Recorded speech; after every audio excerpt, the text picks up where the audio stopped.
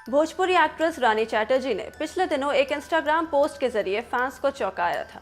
इस पोस्ट में रानी चैटर्जी ने आरोप लगाया था कि एक शख्स उन्हें कई सालों से परेशान कर रहा है, जिसके चलते वो बेहद तनाव में है। परेशान होकर उन्होंने सुसाइड जैसा कदम उठाने की भी बात की थी। वहीं अब लीजिए, रानी चैटर्जी ने इंस्टाग्राम पर एक वीडियो शेयर कर डिप्रेशन में जाने की वजह बताई है। हेलो दोस्तों, मैं जानती हूँ मेरे पोस्ट के बाद आप सब बहुत परेशान हुए और आप लोगों ने मुझे बहुत समझाने की कोशिश की। आप लोगों के मैसेज के ज़रिए मुझे पूरी इंडिया से मैसेजेस आए कि आप स्ट्रांग बने रहिए, आप स्ट्रांग हैं। हाँ, मैं स्ट्रांग हूँ, मैं स्ट्रांग हूँ। मैं चाहूँ तो मैं जाकर ऐसे लोगों का जवाब दे सकती हूँ, लेकिन मैं डिप्रेशन में जाने की वजह सिर्फ ये रही कि मैं अपने एज एन एक्टर अपने आप को बहुत पावरलेस फील कर रही थी, क्योंकि हम एक्टरों को उतनी आज़ादी नहीं है। अगर हम कहीं कुछ रिएक्ट करते हैं तो लोग वहाँ अगर गंदी गंदी बातें लिखते हैं बिना जाने, या तो फिर पब्लिसिटी स्टंट कहते हैं, और पब्लिसिटी स्टंट का टैग देकर उस बात को दबा दिया जाता है। इसी वजह से शायद कई सारे एक्टर घुटते हैं, बात नहीं कर पाते हैं, अपनी बात नहीं बोल पाते हैं। मैं सिर्फ एक्टरों को नहीं कहूँगी, आई थिंक ये हर जगह है। कोई जब अपनी आवाज़ उठाता है तो लोग उसे पब्लिसिटी स्टंट कहते हैं। मैं आप लोग को बता दूं कि पब्लिसिटी स्टंट के लिए और भी कई तरीके हैं, अगर करना हो तो। आप लोग ने मुझे बहुत सपोर्ट किया, साथ ही साथ पूरी मीडिया ने सपोर्ट किया। मैं तहे दिल से शुक्रिया अदा करती हूँ। और मैंने पुलिस से बात की, पुलिस का सपोर्ट मुझे बहुत ज़्यादा है। मैंने एफआईआर के लिए बात की। अभी पुलिस ने उस शख्स को बुलाया है, पुलिस उनसे बातचीत करेगी और कार्रवाई करेगी।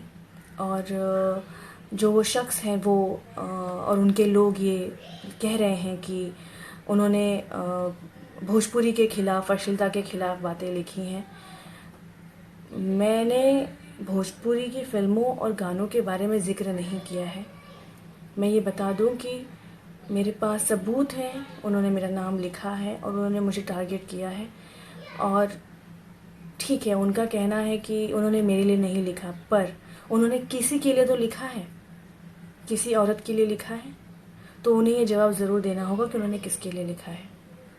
और मेरे पास तो ऐसे भी सबूत हैं जिसमें उन्होंने मेरा नाम लिखा है, मेरी तस्वीरों का इस्तेमाल किया है, और वो लिख रहे हैं कि उनको कुछ होता है या उनको धमकियां आ रही हैं। तो मैं एक बात बहुत ही साफ शब्दों में कह देना चाहती हूँ कि मैंने अपने दर्द का बयां सिर्फ मुंबई पुलिस को दिया है, पुलिस को किया है, रिक्वेस्ट की है। मैंने और किसी को नहीं कहा कि आप कोई उन्हें कॉल करें या कुछ। जो भी धमकियां या जो भी वो लिख रहे हैं, जो कुछ हो रहा है, इसमें मेरा कोई लेना देना नहीं है। मैं साफ शब्दों में कहना चाहूँगी।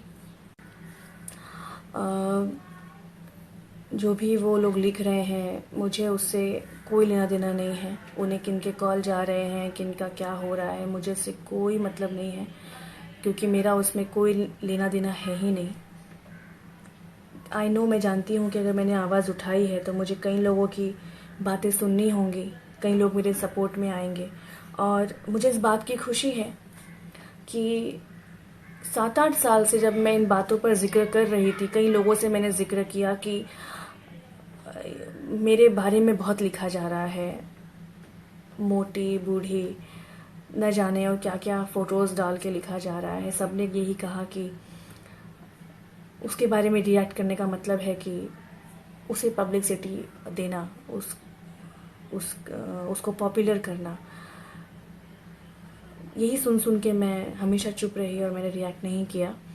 पर अब जब मैंने रिएक्ट किया, क्योंकि मैं मेंटली हरास्ड हो रही हूँ इस बात से।